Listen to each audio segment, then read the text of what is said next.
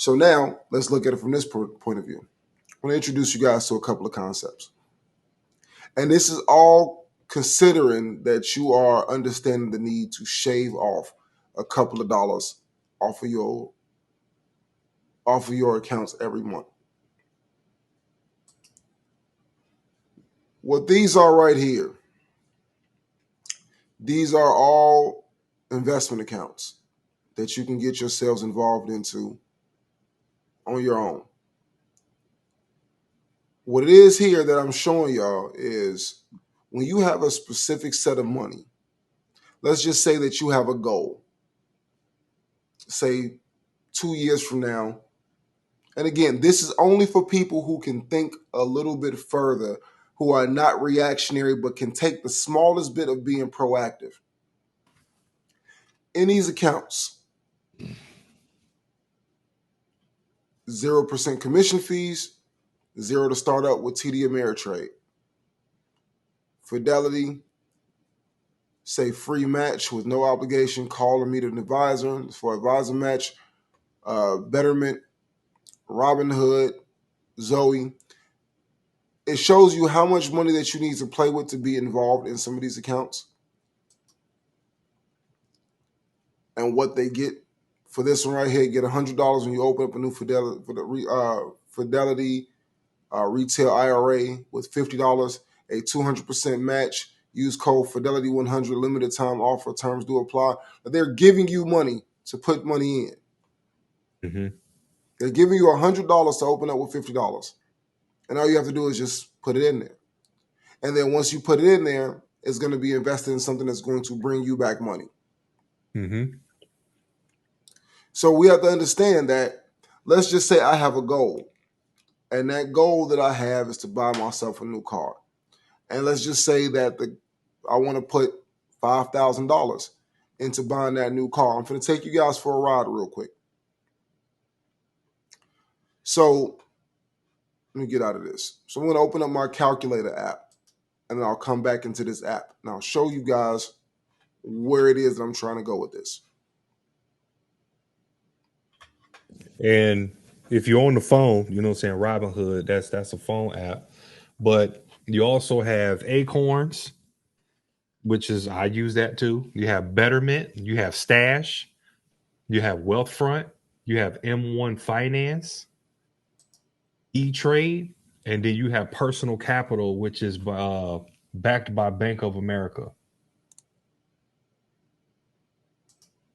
You got Charles Schwab, and I spoke about that. If you go to Money Mondays, I spoke about Charles Schwab. You have Ally Invest. You have Empower Personal Dash, Interactive Brokers, JP Morgan Chase, of course. Fundrise. Fundrise is kind of like a REIT style app program. But yeah. So let's get into this real quick. I'm going to pull up my calculator. Pretty, right? App Gang Unite. Mm-hmm. So we have $5,000 that we're trying to save up over the course of 2 years. So most people get paid bi-weekly, right? So $5,000 is our main goal. 52 weeks in a year, which means that bi-weekly, we're going to get 26 weeks or 26 paychecks a year. So we're looking at 52 paychecks. We're going to divide $5,000 by 52 pay periods. That's saying that every pay period I should be taking out $96.15 over the course of 2 years to get to that $5,000 mark. So now, try this out for size. You can do this and just put it into an account, and you can have that $5,000 that you're looking for, which is the basic understanding of savings, right? Very basic understanding of savings. Now, here's what I would tell you guys that the Mike Jones version of a plan would be. I mean, my brother talked about this yesterday. There's absolutely nothing illegal about this. There's nothing fraudulent. There's nothing guru-ish about it. It's just using your money to work for you. So what I want to do is I want to cut all of my expenses, and I want to be able to accomplish that number in a year. So instead of working it to get it over the course of over the course of 52 weeks, I want to get that money in 26 weeks. So 5,000 divided by 26 pay periods. So now I have to put up 192.31 every 2 weeks. So now what I've done is I've shaved off all the unnecessary spending to ensure that I can put up basically $400 a month out of my paycheck. If you don't make enough money, entertain getting a second job, entertain a side hustle, entertain anything that's going to get you to that goal. You don't take any opportunity off of the table. You first work on decreasing your spending, and second, you work on trying to figure out how you can increase your income. Reason why I say decrease your spending first is because that's where the discipline starts. You can go get a new job or go get a second job or go get an additional side hustle, and you start spending that money like it's the same as the old money. Decrease the spending, discipline the spending first before you go out to go make more money, because at least that way you know that there's a goal associated with that new money. So now back to this. So basically, if I multiply that times 2, the exact number that it's telling me that I need to get by rounding up, it would be $384.62. We're rounding up the 5 to the 1. Basic math. So if I took that money, I would have my $5,000 goal in 1 year. Now what you do is you go from there and you take it back to one of these investment accounts. Any one of them, the ones that he mentioned, the ones that you see here, choice is all yours. I go and take that $5,000 and I invest that $5,000 into a Roth IRA of sorts. The reason why you do a Roth IRA specifically is because of the fact that there's no interest. There's no money charged on your deposit amount or the after-tax amount. The only time the interest is charged is on the interest earned from the money that you got. So you don't get additional taxes taken out of taken out of the after-tax money. So that $5,000 that I put in is after-tax. So I've already achieved my goal of what I wanted to do. But what I'm doing when I put it into this account and I let it sit in this account for over a year, whatever it accrues over the course of that second year is now its own financial instrument that is earning itself money. So once I go back in and I take my initial $5,000 investment out, I'm still collecting interest compound on what I earned over the course of a year from that initial $5,000 investment.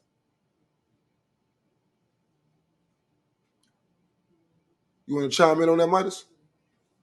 Yep, I'm about to right now. Hold on. I thought I had it ready to go. Because I don't think that they understand the nugget that you just dropped. I don't think that the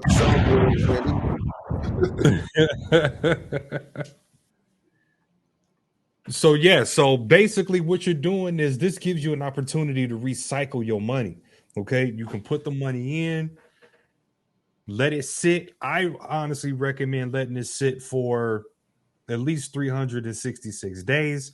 And the reason being is because when the new year roll over, it basically restarts that whole like tax bracket thing. So you're not getting taxed on all of it. You know what I'm saying? So let it sit for at least a year and a day. It lowers the tax. Take your initial investment out. Then you just let the interest that you did accrue over that year start letting that compound interest over time. You then can take that same 5,000 and you can start another vehicle up. Let that money start compounding or collect the interest off that. Then let that interest start to compound over time and then pull your initial investment out and do it again and again and again and again. And the whole thing is that a great deal about it is that you have to be able to look into the future. Like I know the type of cars that I have, I only have so much more time. They're paid off, ride them things till the wheels fall off, but you know that the day is coming. And you don't want to be in a situation where you're waiting till you finally get into a bond.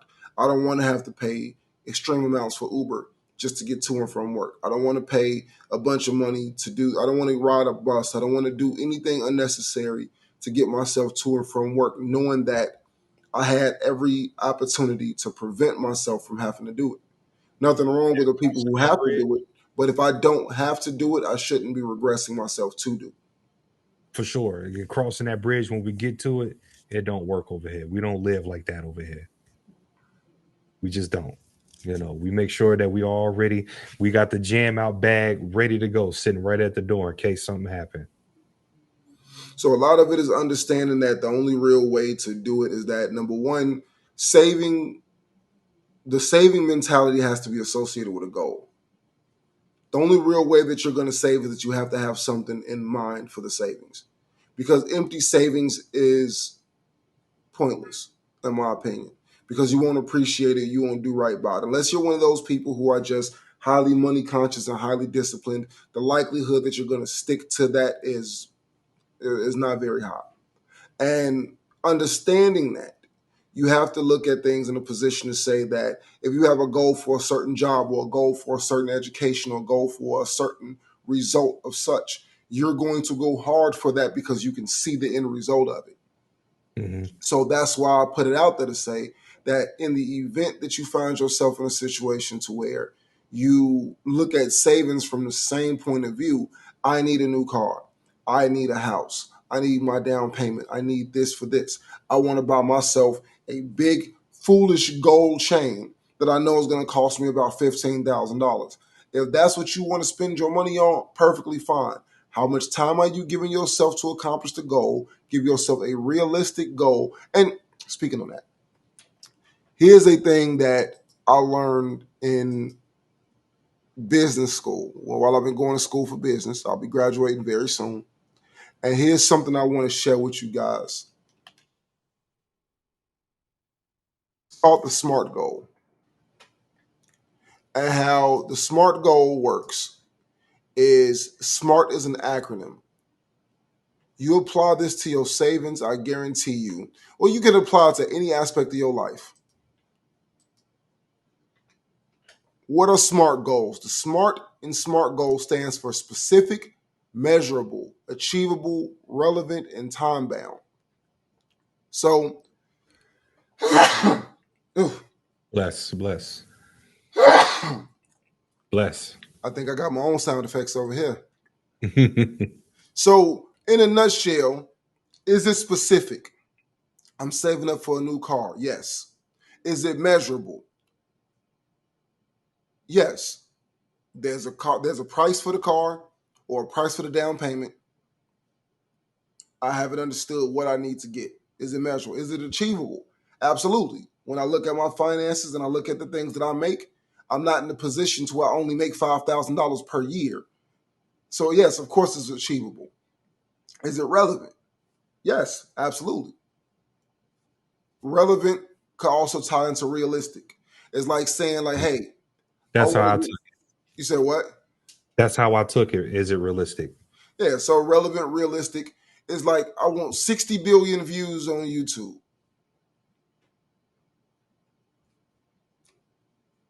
Let's get to that million first. A million is more of a realistic goal because we've seen it be done over and over and over again. We've seen the billion be done over and over again, but there are special circumstances to get you to that billion. In the type of space that I'm in, people in my space don't get billions of views. So I'm making the wrong kind of content, which means that it's unrealistic to think that I'm going to be the first person with my type of content to get a billion views. Not that it couldn't be achievable, it's just that you would have to find a specific way. You see how those things interchange? You have to find a special way to make it a billion view worthy. Then lastly, time bound. Or another way of saying it, is it timely? Meaning, is there a time frame associated? If you don't have a measure of time associated for how long it should take you to accomplish it, you'll never do it. So Yeah. that's why I say the 2-year mark, if I give myself 2 years, I measured it by saying this is how much money I need to put away every paycheck for 2 years. So I proved that it was timely. I proved that it was relevant because I have the money to make it. I proved that it was achievable because of the fact that clearly it can be done. Is it very specific? Yes, I'm looking to buy a new car and I want to have $5,000 toward that car. So I've done everything that needs to be done to prove that the SMART goal is in effect. So if you write down your SMART goal for every single thing that you're doing, buying a house, getting a job, attaining a career, building a family, whatever it is that you're looking to do, there's a SMART goal that can be associated with it. You can apply it to every aspect of your life. And in this example is no different.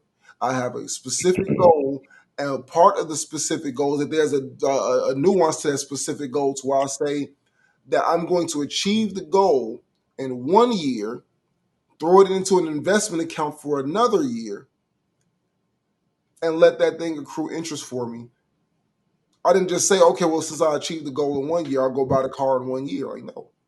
Let it earn me money. I'm still operating off the same 2-year metric. I'm just doing it in a way to where no matter how you slice the bread, I get the car at the end and I've earned money off that asset. I've created a financial vehicle off of it. So now my car is no longer a liability. Because I needed a car, I created an asset. Absolutely. There's two things, man. The first thing is you ain't broke. I promise you ain't broke. Now, unless you just all out just ain't working, like doing nothing, then yeah, you broke. But I promise you, if you actually take the time of not being scared, and I've come across this quite a bit too, where a lot of individuals, that bank account is intimidating to them. Like they get so nervous looking at their account, logging into their account. Get comfortable going into your account. Get comfortable by pulling up your account summary and going through it right at the top, right at the very top of your account summary. It'll tell you how much came in, how much went out, how much was credit card debit card transaction. Like it gives you a full breakdown of all of that, and then really start going down all of your transactions. Get rid of that, get rid of that, get rid of that, get rid of that, get rid of that. I promise you. I think it was like 2 months ago we did a podcast talking about it. And I went through my bank account and I was you know what I'm saying, looking at certain things. And dude, I found almost $700 in subscription fees that I ain't even know. Remember, I canceled all of those services through Apple and all those Yeah. GoDaddy accounts and all that stuff that I was getting money siphoned out every month. Not even paying attention, bro. I'm like, man, this is crazy, you know. But I promise you, you ain't as broke as you think you is. All you got to do is just change this one little habit here, change this one little thing there, and boom, you're gonna be set. You're gonna be on track. But you got to stick with it, man.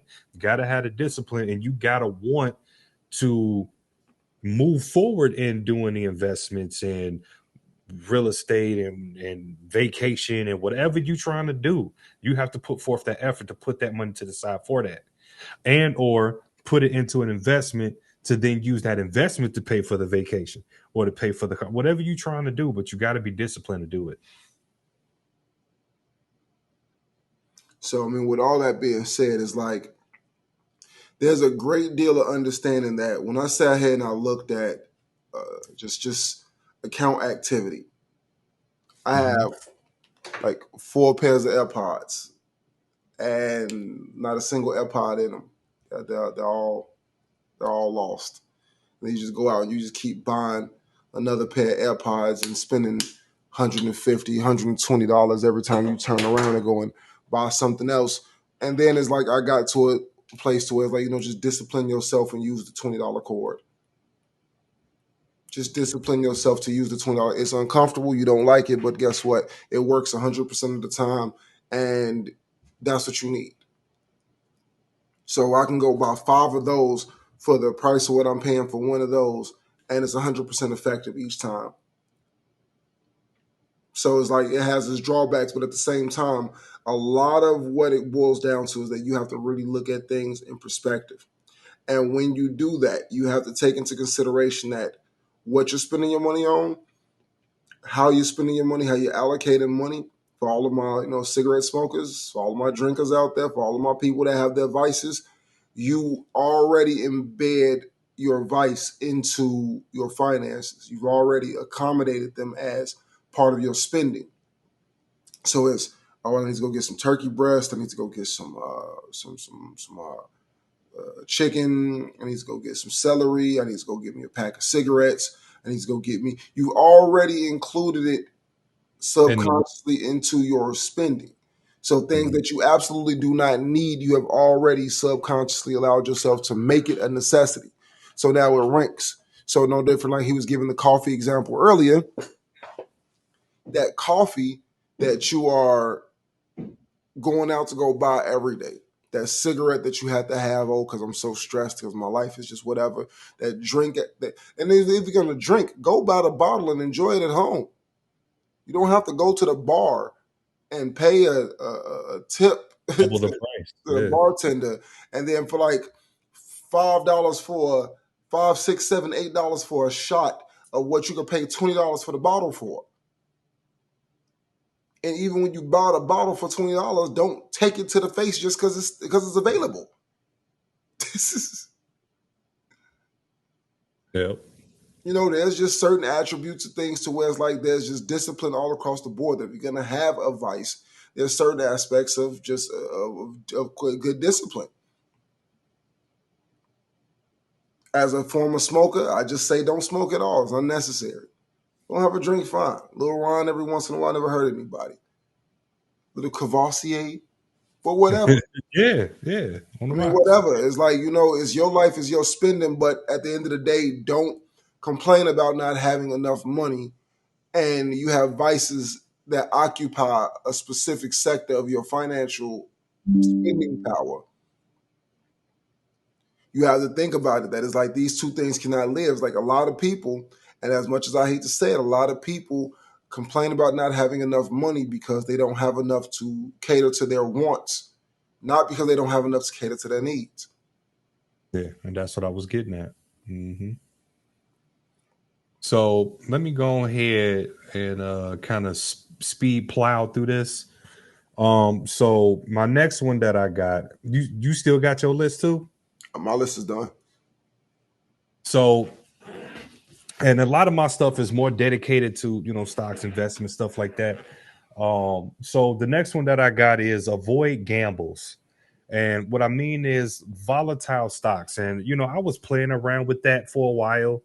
I did that for a bit.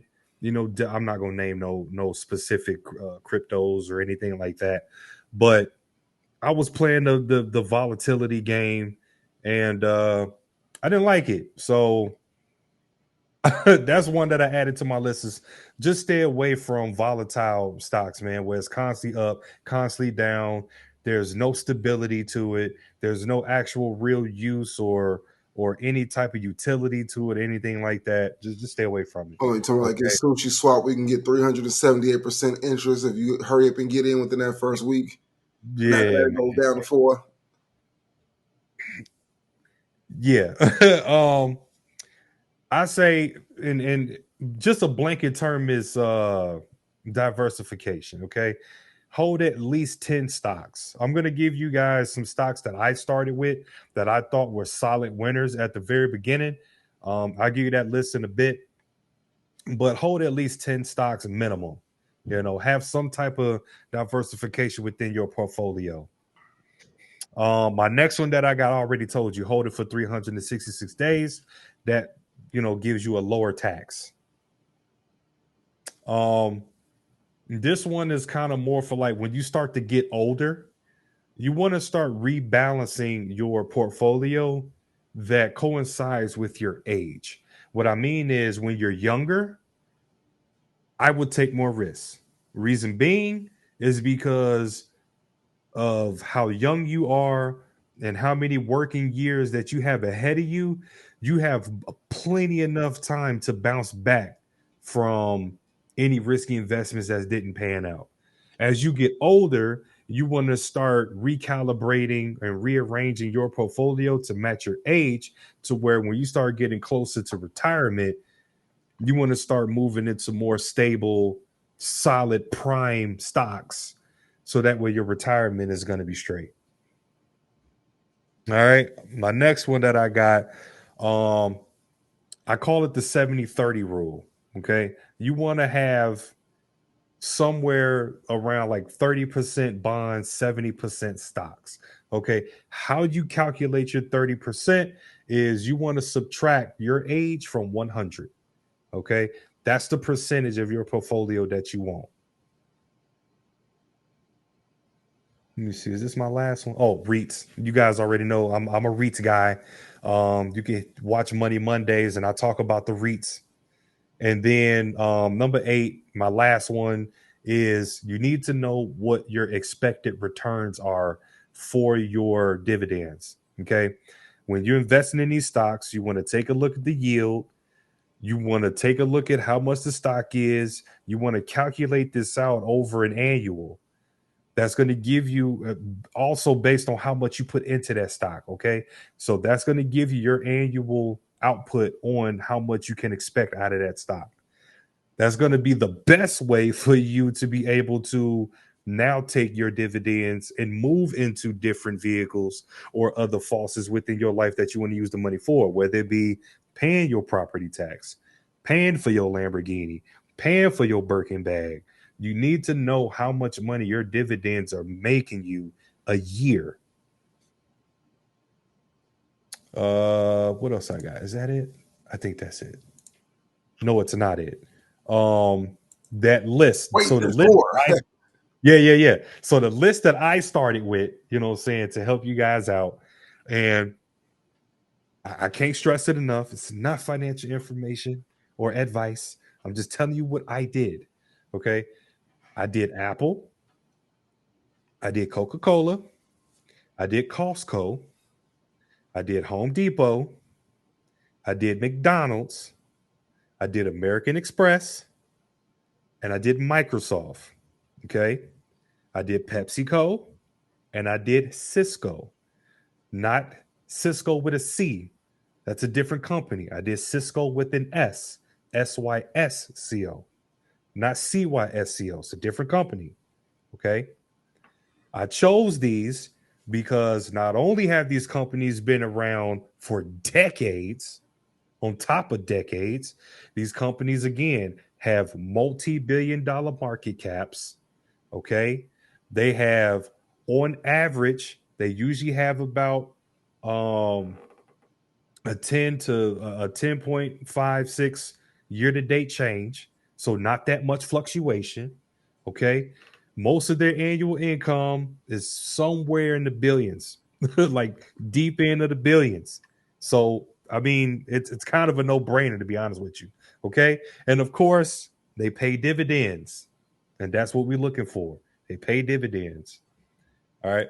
The last one that I want to talk about, and Mike brought this up, he said that savings is basically pointless. Yes, it is. That money needs to move. If you are going to be an individual that just want to stack your money and just let it sit, then I probably would suggest, it's not a recommendation, but it's a suggestion. I would look at an MMA. An MMA is a money market account. Okay. You can go holler at your bank and see if they offer money market accounts. So what a money market account does is it operates as both a savings and a checking account at the same time. And a lot of times they offer a higher yield than a basic savings account, which comes with a lot of restrictions. So I would go that route if you just want the money to sit and you get a higher yield than a regular savings account. and CDs. If you just want Also, to sit, just throw it in a CD. If you just wanted to sit, also, shop around because you can find online banks that give you much better, or banks that don't have as high of a brick and mortar situation that'll give you much better yields than you'll get from your traditional banks like the JP Morgan Chases, the Banks of Americas. For instance, I have Discover. Discover doesn't have a lot of brick and mortar all over the place. Right now, Discover's yield or the APOI is 4.15. That's how much I'm currently earning on my savings account. mm-hmm. Whereas if I went to Chase, which I also have a checking account with them, and I inquired about opening up a savings account with Chase, it's almost disgusting what the interest rates are. Mm-hmm. So when it says earning interest,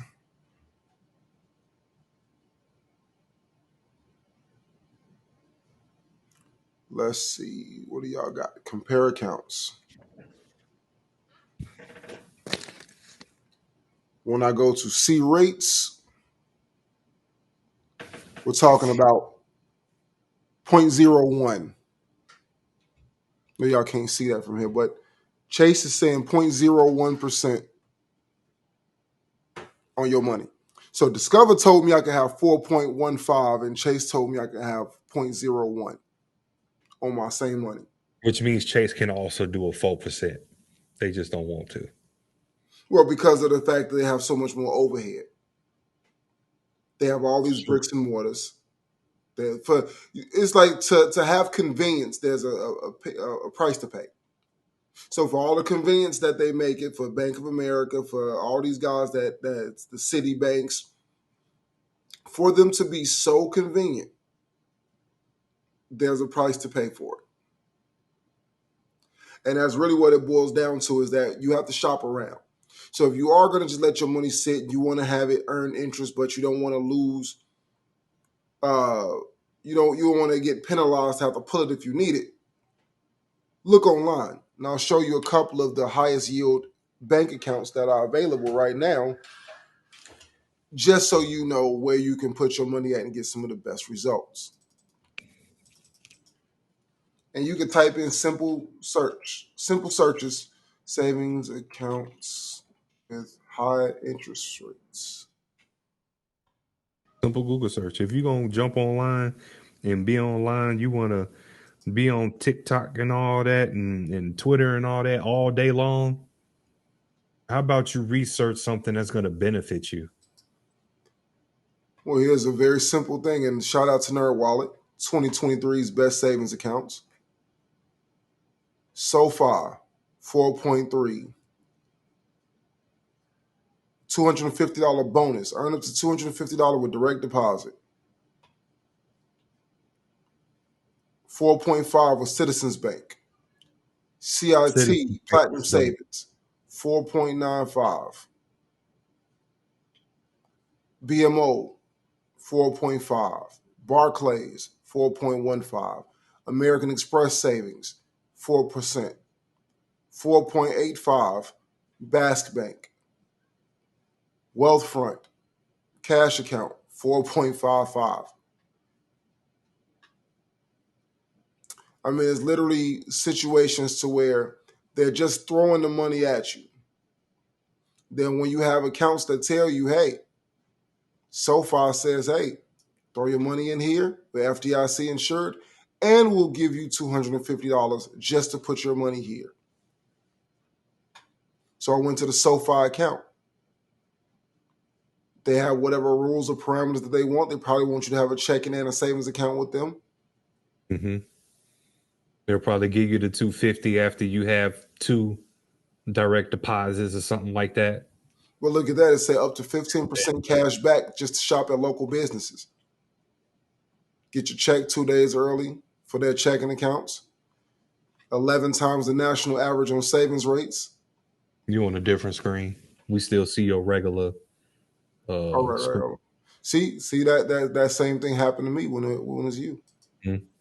See, so you're not alone. You are not alone. So right here, it shows you 4.3% up to $250 of direct deposit. So you can get up to 15% cash back just to shop at local businesses. I ain't never seen an account offer that. No, not 15. No. No, say up to 15. So it varies. But I'm pretty sure they'll have a list, and it's like if you're gonna spend the money anyway, and they tell you down here, like if I can go to Publix and I can save money just to go to Publix to spend the same money that I was gonna spend anyway, Same exact money, yeah. why not? It's, And it's it's probably a rotating list too. Every probably month like with it's probably like different with locations. yeah, like with Discover, with using their credit cards. Every 3 months, they have a specific list of things like you might have gas stations and grocery stores this 3 months, and then the next 3 months it might be something else specific, like online shopping or whatever. And it's like you get to earn cash back to use your account, like a 5% cash back just to use your card at those places. So a lot of times you really have no idea what's available to you, but you got to shop around. That's where You I'm just gotta advocating. research, shop around. You gotta want to put yourself in a better position. There's no better way to do that than to, and instead of going off on the deep end, watching all these, bickering back and forth, YouTube channels. Go watch something about how to, go watch Money Mondays, where I explain the difference between an index and a mutual fund. Tap in. But really appreciate y'all, rocking with us, hanging out with us. I know this is a little longer than usual. Before I get out of here, the last thing that I want to express to y'all is make sure that you have your emergency fund. Make sure you got that in place. All right. So make sure that you tapping in Money Mondays with Midas. That's every Monday, Tuesday, Friday, and Saturday. You can catch the regular Extraordinary Men podcast. Same time as always.